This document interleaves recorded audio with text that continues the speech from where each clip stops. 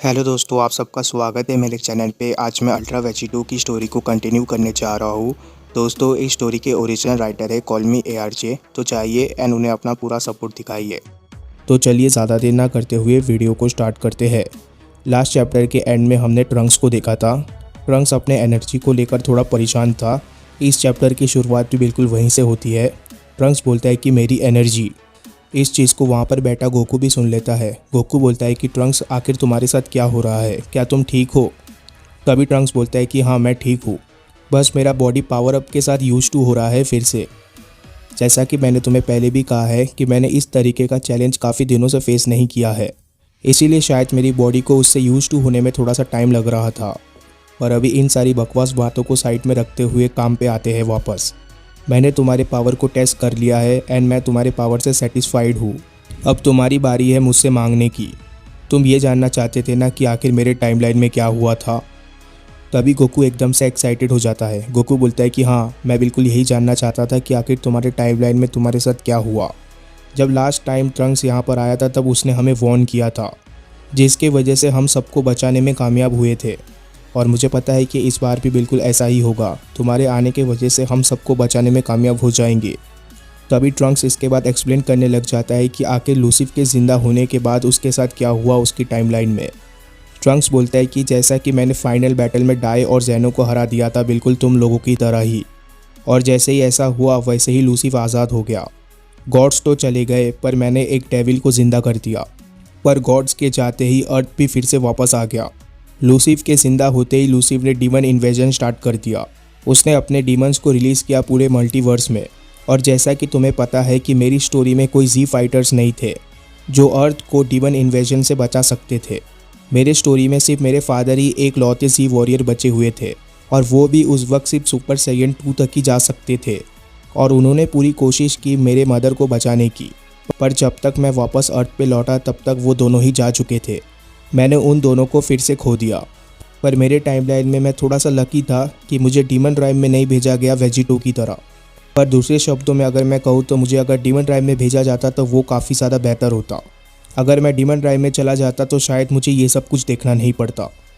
Trunks की इस story को सुनकर गोकू काफ़ी ज़्यादा उदास हो जाता है। गोकू बोलता है कि ट्रंक्स, चाहे टाइमलाइन कुछ भी हो, तुम्हारा लक तुम्हारे साथ कभी भी नहीं होता। मुझे पता है कि अर्थ को फिर से खो देना काफ़ी ज़्यादा बुरा था तुम्हारे लिए, पर वहाँ पर और भी बहुत सारे प्लैनेट्स थे जिनको तुम बचा सकते थे। यह सुनकर ट्रंक्स अपनी स्टोरी को फिर से कंटिन्यू करता है। ट्रंक्स बोलता है कि हाँ, मेरे पास टाइम कम था, पर जितना मेरे से हो सका मैंने वो किया। मैं अकेले यूनिवर्स के हर कोने तक ट्रैवल किया और हर एक प्लैनेट को डीमन एम्परर और डीमन किंग से बचाया। मेरे ग्रीन सेरिफिम फॉर्म के आगे वो लोग तो कुछ भी नहीं थे मेरे लिए। मैंने काफ़ी आसानी से डीमन किंग और डीमन एम्परर को तो हरा दिया, पर मैंने कीमती समय खो दिया इन लोगों को हराने में। चाहे मैं इन लोगों को हराने में कितना भी कम टाइम लगा था, मेरे लिए काफ़ी ज़्यादा मुश्किल था हर एक प्लेनेट को जाकर बचाना, वो भी अकेले। जिसके वजह से जिसका डर था मुझे वो हो गया। लूसिफ डीमन राइम और मॉर्टल राइम को मर्ज करने में कामयाब हो गया और फाइनली लूसिफ वापस आ गया पूरी तरीके से। और इसी वक्त मेरी स्टोरी का एंड हो गया। ये सुनकर गोकू एकदम से गुस्से में आ जाता है। गोकू बोलता है कि काश मैं वहाँ पर होता। अगर मैं वहाँ पर होता तो तुम्हारी मदद कर पाता। यह सुनकर ट्रंक्स बोलता है कि तुम्हारे वहाँ पर होने से कुछ भी नहीं होता। इवन कि वेजिटो और मेरे डैड के होने से भी कुछ भी फ़र्क नहीं पड़ता।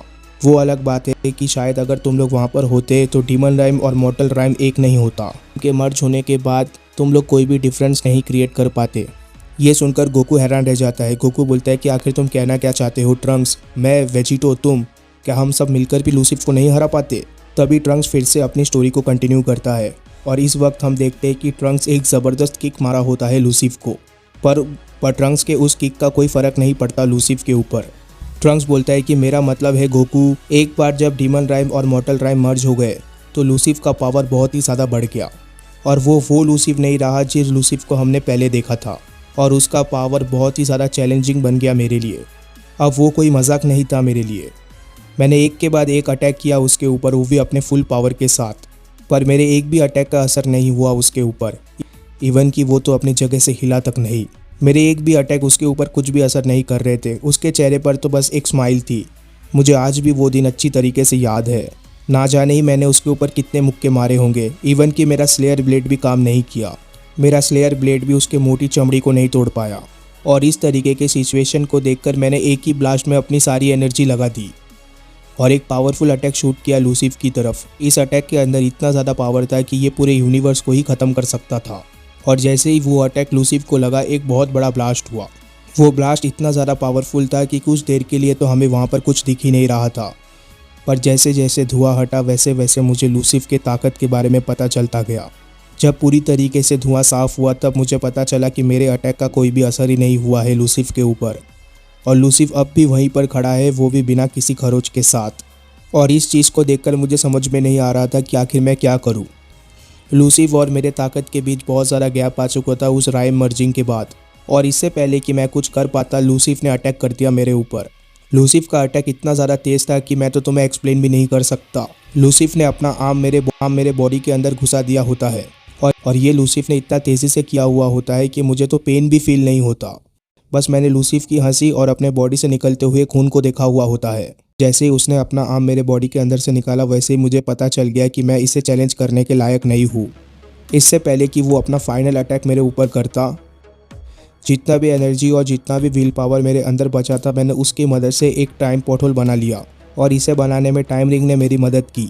और जैसे ही मेरी बॉडी ज़मीन की तरफ नीचे गिरने वाली थी वैसे ही मेरी बॉडी एकदम से उस पोर्टल के अंदर चली गई, और एक ही पल में मैं उस पोर्टल के अंदर गायब हो गया, वो भी लूसिफ की आंखों के सामने।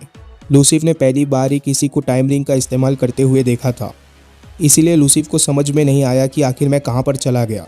मेरे टाइमलाइन में चाहे लूसिफ ने मेरे टाइमलाइन को हासिल कर लिया हो, पर लूसिफ कभी भी मेरे ऊपर जीत नहीं हासिल कर पाया, और मेरे लड़ाई के बीच में छोड़ जाने की वजह से लूसिफ को काफ़ी ज़्यादा गुस्सा भी आ जाता है। लूसिफ बोलता है कि ट्रंक्स, तुम डरपोक कहीं के आखिर तुम कहाँ पर चले गए। और बस यहीं पर ख़त्म हो जाती है मेरी इस टाइमलाइन की कहानी। और फिर मैं यहाँ पर आ गया और तुमसे मिला। मैंने टाइम रिंग का इस्तेमाल करके अपने डेथ को भी धोखा दे दिया।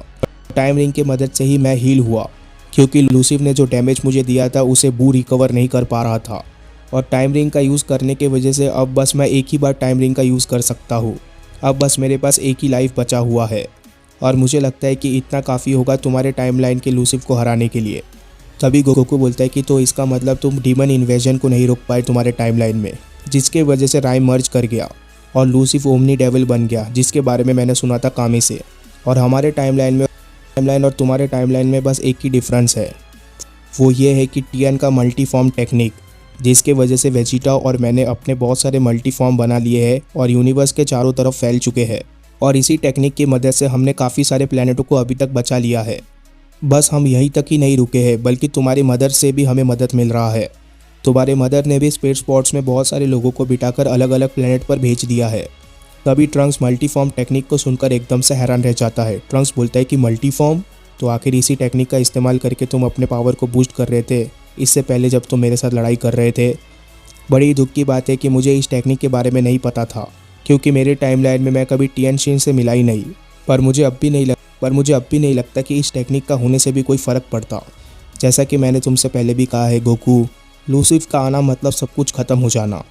इस चीज़ को सुनकर गोकू एकदम से सोच में पड़ जाता है। गोकू बोलता है कि लूसिफ, क्या तुम सच में इतने ज़्यादा स्ट्रॉन्ग थे? लगता है कामे बिल्कुल सही कह रहा था। शायद लूसिफ का यही प्लान था। शायद लूसिफ दोनों राइम को मर्ज करना चाहता है ताकि वो सबसे ज़्यादा पावरफुल शख्स बन सके, और वो ऐसा करने से इतना ज़्यादा ताकतवर बन जाएगा कि कोई भी हायर गॉड्स उसे चैलेंज नहीं कर पाएगा। मैंने आज तक इस तरह के पावर के भूखे शख्स को नहीं देखा है। गोकू के मुंह से हायर गॉड्स को सुनकर ट्रंक्स एकदम से हैरान रह जाता है। ट्रंक्स बोलता है कि हायर गॉड्स? तभी गोकू बोलता है कि भूल जाओ मैंने क्या कहा था। हमारा फोकस अभी लूसिफ के ऊपर रहना चाहिए। हमारे पास हमारे खुद के प्रॉब्लम से ठीक करने के लिए। तो अभी क्या करना है ट्रंक्स? हम आखिर लूसिफ को कैसे रोकेंगे हिस्ट्री को रिपीट करने से? हमारा प्लान क्या है? जैसे ही गोकू ऐसा बोलता है वैसे ही ट्रंक्स एक पोर्टल खोल लेता है। ट्रंक्स बोलता है कि सबसे पहले मुझे मेरे फादर को ढूंढना है, और अभी से मुझे इतना पता चल चुका है कि सभी प्लैनेट को बचाने की ज़रूरत नहीं है, खाली हमें मेजॉरिटी प्लैनेट्स को बचाना है ताकि हम लोगों के सोल को कैद होने से रोक सके, और इतना काफ़ी होगा उसके प्लान को रोकने के लिए। और ऐसा करने से वो ज़्यादा कुछ नुकसान नहीं कर पाएगा। मुझे अपने टाइमलाइन के बारे में याद है, यूनिवर्स 7 में उसने 3/4 के अराउंड एरिया कवर कर लिया था। और जैसा कि तुमने कहा कि मदर्स ने काफ़ी सारे लोगों को स्पेस स्पॉट्स में बिठाकर अलग अलग प्लैनेट पर भेजा है, तो मुझे लगता है कि बाकी का काम उन लोगों के ऊपर रहने देना चाहिए। संभालने देना चाहिए, और अभी के लिए हमें बाकी यूनिवर्सेस के ऊपर फोकस करना चाहिए। गोकू बोलता है कि मैं भी इससे पहले बिल्कुल ऐसा ही सोच रहा था। वैसे वेजिटा से मिलने में काफ़ी ज़्यादा मज़ा आएगा। हम दोनों ही उसे अपना ग्रीन सेराफिम आंखें दिखाकर हैरान कर सकते हैं। जैसे ही गोकू का ये सेंटेंस ख़त्म हो जाता है वैसे ही गोकू एकदम से उस पोर्टल के अंदर चला जाता है और इसके बाद सीन चेंज होता है। एक ज़बरदस्त ब्लास्ट हुआ होता है। ऐसा लग रहा होता है कि कोई चीज़ आकर ज़मीन से ज़ोर से टकराई हुई होती है। इसके बाद हमें वहाँ पर वेजिटा दिखता है। वेजिटा अपना super Saiyan blue evolution form में ट्रांसफॉर्म हो चुका होता है। वेजिटा बोलता है कि तुम्हारी जगह वहाँ पर ही है, बिल्कुल मेरे कदमों के नीचे। वेजिटा इतना बोला ही होता है कि तभी जो चीज़ ज़मीन से टकराई होती है वो चीज़ एकदम से वेजिटा की तरफ बढ़ने लग जाती है। ऐसा लग रहा होता है कि वेजिटा यहाँ पर भी एक डीमन का ही सामना कर रहा है और वो डीमन काफ़ी ज़्यादा नज़दीक पहुँच जाता है वेजिटा के एक ही फ्लैश में। इसके नेक्स्ट पेजेस में उस डीमन का चेहरा रिवील हो जाता है।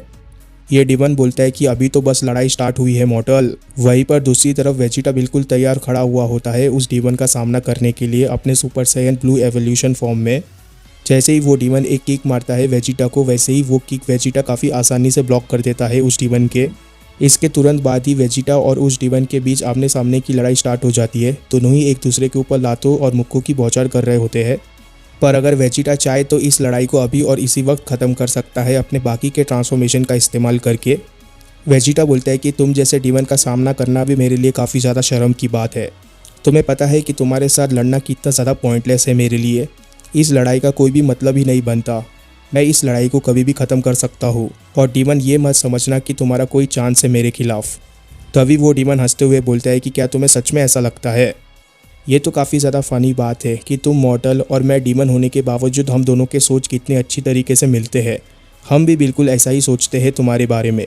उस डीमन के मुंह से हम सुनकर वेजिटा एकदम से हैरान रह जाता है। तभी वेजिटा अपने पीछे किसी चीज़ को नोटिस करता है। पर जब तक वेजिटा अपने पीछे किसी चीज़ को नोटिस करता तब तक सामने वाला डीमन वेजिटा के फिस्ट को पकड़ चुका होता है एंड पीछे से एक और डीमन अपीयर होता है वेजिटा के ऊपर अटैक करने के लिए। ऐसा लग रहा होता है कि वेजिटा इन डीमंस के प्लान में फंस चुका है। वो डीमन काफ़ी तेज़ी से वेजिटा की तरफ बढ़ रहा होता है और वो डीमन एक ज़बरदस्त पंच मारने वाला होता है वेजिटा को। वो डीमन बोलता है कि अब तुमसे मुलाकात अगले जन्म में होगी कीड़े कई के।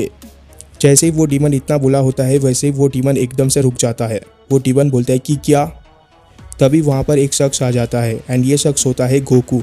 गोकू एकदम से आकर उस डीमन का हाथ पकड़ लेता है जिसके वजह से वो डीमन वहीं पर रुक जाता है। गोकू इस वक्त अपने बेस फॉर्म में होता है। गोकू के इस सडन अपीयरेंस की उम्मीद तो वेजिटा ने भी नहीं की थी, जिसकी वजह से वेजिटा भी इस चीज़ को देखकर हैरान रह जाता है। वेजिटा बोलता है कि क्या करोट, बेवकूफ़ कहीं के, आखिर तुम यहाँ पर क्या कर रहे हो? मैंने तो तुमसे थोड़ी देर पहले ही कहा था ना कि तुम मेरे रास्ते के बीच मत आना दोबारा। तभी वो सामने वाला डीमन बोलता है कि आखिर यहाँ पर ये सब चल क्या रहा है? आखिर ये दूसरा बेवकूफ़ है कौन? गोकू बोलता है कि सॉरी वेजिटा, असल में मैं भी तुम्हारे रास्ते के बीच आना नहीं चाहता था। दरअसल प्लान में कुछ बदलाव करने पड़ेंगे। इतना तो मैं शर्त लगाकर कह सकता हूँ कि तुमने ये नहीं सोचा था कि हम दोबारा इतनी जल्दी मिलेंगे। एक स्ट्रेंजर आया है बड़ी दूर से। तभी वेजिटा बोलता है कि एक स्ट्रेंजर? आखिर वो कौन है? आखिर तुम किस बारे में बात कर रहे हो क्या करोट? तभी वेजिटा दोबारा हैरान रह जाता है। वेजिटा बोलता है कि आखिर ये क्या था? तभी हम देखते हैं कि वेजिटा और गोकू के पास से एक पावरफुल अटैक गया रहता है जिसने उन दोनों डीमंस को पूरी तरीके से ख़त्म कर दिया होता है। वेजिटा बोलता है कि आखिर ये किस तरीके की पावर है? ये कोई कमज़ोर अर्थलिंग तो नहीं हो सकता। तभी वेजिटा की नज़र उस शख्स के ऊपर पड़ती है। वेजिटा बोलता है कि वो रहा, और इसके नेक्स्ट पेजेस में वेजिटा को दिख जाता है कि आखिर वो शख्स है कौन। वो शख्स होता है ट्रंक्स। ट्रंक्स बोलता है कि दोबारा मिलकर बहुत ज़्यादा खुशी हुई आपसे डैड। वेजिटा बोलता है कि तुम, आखिर तुम यहाँ पर क्या कर रहे हो? वेजिटा इस वक्त तक अपने बेस फॉर्म में आ चुका होता है। वेजिटा बोलता है कि बीच में इंटरफेयर करने की तुम्हारी काफ़ी ख़राब आदत है, पता नहीं ये आदत तुम्हारी कब जाएगी, पर मैंने तुमसे इस तरीके के पावर की उम्मीद नहीं की थी। तभी वेजिटा किसी ऐसी चीज़ को नोटिस करता है जिसे देखकर तो वेजिटा एकदम पागल ही हो जाता है। वेजिटा बोलता है कि आखिर वो आंखें तुम्हारे पास आई कहाँ से? ये सुनकर ट्रंक्स बोलता है कि तो आखिरकार आपने नोटिस कर ही लिया। लगता है सबसे पहले मुझे आपसे इस बारे में ही बात करना होगा। ट्रंक्स के वेजिटा को एक्सप्लेन करने के बाद वेजिटा को समझ जाता है कि आखिर ट्रंक्स कौन है एंड कौन से टाइमलाइन से आया है। वेजिटा बोलता है कि तो इसका मतलब है कि यूनिवर्स 7 में हमारा काम ख़त्म हुआ, और मुझे लगा ही था कि तुम्हारी मम हाथ पर हाथ रखे बैठने तो वाली है नहीं, तो इसका मतलब ये है कि हमें बचा हुआ काम गोहान और बाकी सबके ऊपर छोड़ देना चाहिए, और तुम दोबारा से हमारे टाइमलाइन में वापस आ चुके हो हमारी मदद करने के लिए, क्योंकि तुम एक बार फिर कमज़ोर थे और अपने टाइमलाइन को नहीं बचा पाए। पता नहीं तुम्हारे हर वर्जन के साथ ऐसा ही क्यों होता है। ये सुनकर ट्रंक्स बोलता है कि मुझे माफ़ कर देना फादर। जैसे ही ट्रंक्स वैसा बोलता है वैसे ही वहाँ पर वेजिटा आ जाता है। वेजिटा एकदम से ट्रंक्स के कंधे पर अपना हाथ रखता है। वेजिटा बोलता है कि माफ़ कर देना, पर किस लिए? मुझे पता है कि तुम अलग हो, बल्कि तुम तो कॉड किलर हो। जो काम मैंने और कैकारोट ने मिलकर किया वो काम तुमने अकेले किया, और मुझे काफ़ी गर्व महसूस हो रहा है कि तुमने मुझे और कैकारोट को सरपास किया। इसीलिए अब जल्दी से एक पोर्टल खोलो, हमें अभी और भी लोगों को बचाने जाना है। ये सुनकर ट्रंक्स के चेहरे पर एक स्माइल आ जाती है। ट्रंक्स बोलता है कि फादर, आप बिल्कुल सही कह रहे हो, मैं अभी एक पोर्टल ओपन करता हूँ। तभी ट्रंक्स एकदम से एक और पोर्टल ओपन करता है। इसके बाद फिर से सीन चेंज होता है और हम छोटे ट्रंक्स को देखते हैं। छोटा ट्रंक्स अभी भी काफ़ी ज़्यादा गुस्से में लग रहा होता है, जिसकी वजह से उसके प्यूपल्स गायब हो जाते हैं। ट्रंक्स काफ़ी तेज़ी से उन दोनों डीमंस की तरफ आ रहा होता है। ट्रंक्स बोलता है कि तुम्हें हर एक चीज़ की कीमत चुकानी होगी। इसके बावजूद वो दोनों डीमंस ट्रंक्स को हल्के में ले रहे होते हैं। उसमें से एक डीमन बोलता है कि भाई ज़रा उसे देखो, लगता है इसे भी मरने की जल्दी है, और हम कौन होते हैं इसकी इच्छा को ना पूरा करने वाले। तभी हम देखते हैं कि वो दोनों डीमंस एकदम से तैयार हो जाते हैं ट्रंक्स का सामना करने के लिए। दोनों ही डीमंस ने अपने आर्म को हथियार की तरह बना लिया होता है, और दूसरी तरफ ट्रंक्स को इन सब बातों का कोई भी फ़र्क नहीं पड़ता। ट्रंक्स अब भी काफ़ी तेज़ी से उन दोनों डीमंस की तरफ बढ़ रहा होता है, पर तभी उसमें से एक डीमन कुछ नोटिस करता है। वो देखता है कि ट्रंक्स एकदम से गायब हो जाता है। ट्रंक्स इतनी जल्दी गायब हुआ होता है कि दोनों डीमंस को पता नहीं चलता कि आखिर ट्रंक्स गया तो गया कहाँ। और तभी इसके दूसरे पेज में ट्रंक्स अपीयर होता है। ट्रंक्स एकदम से उन दोनों में से एक डीमन के सामने आकर अपीयर होता है, जिसे देखकर वो डीमन काफ़ी ज़्यादा डर जाता है। और ट्रंक्स इतनी तेज़ी से उस डीमन से टकराया हुआ होता है कि ट्रंक्स एक ही टक्कर में उस डीमन की हालत ख़राब कर देता है। और वहीं पर उस डीमन का भाई देखता ही रह जाता है इस चीज़ को होते हुए। वो बोलता है कि क्या, आखिर तुमने ये क्या कर दिया? ट्रंक्स ने एक ही बार में एक डीमन को ख़त्म कर दिया होता है, और अब दूसरे डीमन की बारी होती है। वो दूसरा वाला डीमन ट्रंक्स की तरफ काफ़ी तेज़ी से बढ़ रहा होता है। वहीं पर ट्रंक्स के हाथ में उस डीमन का आर्म होता है, और ट्रंक्स उस डीमन के आर्म को बिल्कुल वेपन की तरह चलाता है। और ये ट्रंक्स से इतनी तेज़ी से किया हुआ होता है कि ट्रंक्स उस डीमन के सिर को 2 टुकड़ों में काट देता है, जिसके वजह से काफ़ी ख़राब तरीके से उस डीमन की भी मौत हो जाती है। ट्रंक्स ने एक ही बार में दोनों भाइयों को ख़त्म कर दिया होता है। और जैसे ही इस चीज़ का पता उस बड़े वाले डीमन को चलता है, वो बड़ा वाला डीमन भी एकदम से इस लड़ाई में कूद पड़ता है। और ये बात बारडॉग को पसंद नहीं आती। बारडॉग बोलता है कि तुमने ही तो कहा था कि बच्चों का प्रॉब्लम बच्चों को डील करने दो, तुमने उस बच्चे के ऊपर ध्यान क्यों दिया, जबकि तुम्हारे सामने इतना बड़ा वॉरियर खड़ा हुआ है। जैसे ही बारडॉग ऐसा बोलता है, वैसे ही बारडॉग एक अटैक कर देता है उस बड़े डीमन के ऊपर। बारडॉग का ये अटैक इतना ज़्यादा पावरफुल होता है कि वो डीमन एकदम से ट्रंक्स के सामने आकर गिरता है। बारडॉग के एक ही अटैक ने उस डीमन को अपने घुटनों में ला दिया होता है, पर वो बड़ा डीमन अभी भी हार नहीं माना होता। वो बोलता है कि तुम और तुम्हारा वो दोस्त दोनों ही मारे जाने वाले हो, मैं अपने भाइयों के मौत का बदला ज़रूर लूँगा तुम दोनों से। पर ट्रंक्स को इन सब बातों का कोई भी फ़र्क नहीं पड़ता। ट्रंक्स अब भी खड़ा हुआ होता है गुस्से में, पर इसके दूसरे ही पल ट्रंक्स एकदम से अपने बेस फॉर्म में आ जाता है। ट्रंक्स बोलता है कि नहीं, अब तुम उस चीज़ की कीमत चुकाओगे जो तुमने मेरे दोस्त के साथ किया है। और जैसे ही ट्रंक्स ऐसा बोलता है, वैसे ही ट्रंक्स उस डीमन के हाथ को एकदम से वेपन की तरह चला देता है। और जैसे ही ये अटैक उस बड़े डीमन को लगता है, वैसे ही उस बड़े डीमन के सिर के 2 टुकड़े हो जाते हैं। ट्रंक्स ने उस बड़े डीमन को एकदम से बीच से काट दिया होता है। और जैसे ही उस बड़े डीमन का खात्मा होता है, वैसे ही ट्रंक्स वहाँ से चला जाता है। ट्रंक्स काफ़ी तेज़ी से गोटेम की तरफ गया हुआ होता है। ट्रंक्स देखता है कि वहाँ पर ऑलरेडी बारडॉग है। ट्रंक्स बोलता है कि गोटेन, क्या तुम ठीक हो? जैसे ही ट्रंक्स को अपने पास गोटेन देखता है, गोटेन के चेहरे पर भी एक स्माइल आ जाता है। गोटेन बोलता है कि मैं ठीक हूँ, जब से मेरी ट्रेनिंग खत्म हुई है गोवान के साथ, मेरा शेप बहुत ही ज़्यादा ख़राब होता जा रहा है। पर तुम तो बहुत ही ज़्यादा ताकतवर बन चुके हो ट्रंक्स। तुम्हारे लिए अच्छा यही होगा कि तुम मुझे ये सिखाओ कि आखिर इस फॉर्म में ट्रांसफॉर्म कैसे होते हैं, और अगर तुम ऐसा नहीं करते तो मैं तुम्हारे लिए कोई भी चैलेंज नहीं रहूँगा। ये सुनकर ट्रंक्स की आंखों से आंसू निकल आते हैं। ट्रंक्स बोलता है कि मैं तुम्हें ज़रूर सिखाऊंगा, बस तुम मुझे ऐसे छोड़कर मत जाना। इसके बाद फिर से सीन चेंज होता है और हम एक प्लेनेट पे आ जाते हैं। ये एक जाना माना प्लेनेट होता है, और इस प्लेनेट पर भी हर तरफ सिर्फ तबाही तबाही दिख रही होती है। तभी इस प्लेनेट पर एक पोर्टल ओपन होता है, और इस पोर्टल से गोकू, ट्रंक्स और वेजिटा बाहर आते हैं। गोकू बोलता है कि मैं इस प्लेनेट पर ज़्यादा लाइफ महसूस नहीं कर पा रहा हूँ, ना ही तो डीमंस का और ना ही किसी और का, और मुझे ऐसा लग रहा है कि मैं यहाँ पर पहले भी आ चुका हूँ। तभी वेजिटा बोलता है कि तुम बिल्कुल सही कह रहे हो कैकारोट, मुझे भी ऐसा लग रहा है कि मैं यहाँ पर कभी ना कभी आ चुका हूँ। तभी वेजिटा एकदम से हैरान रह जाता है। वेजिटा बोलता है कि कैकारोट, ज़रा तुम वहाँ पर देखो, वहाँ पर क्या है। और जैसे ही हम वहाँ पर देखते हैं, हमें पता चलता है कि वहाँ पर कॉलीफिला और केएल जख्मी हालत में पड़े हुए हैं। दोनों के बॉडी से काफ़ी ज़्यादा खून बाहर आ रहा होता है। इनफैक्ट वो लोग तो खून से ही कवर होते हैं। आखिर कॉलीफिला और केएल की ये हालत किसने की, ये हम जानेंगे इसके नेक्स्ट चैप्टर में। तब तक के लिए चैनल को सब्सक्राइब कर देना, वीडियो को लाइक कर देना। Goodbye, take care, thank you.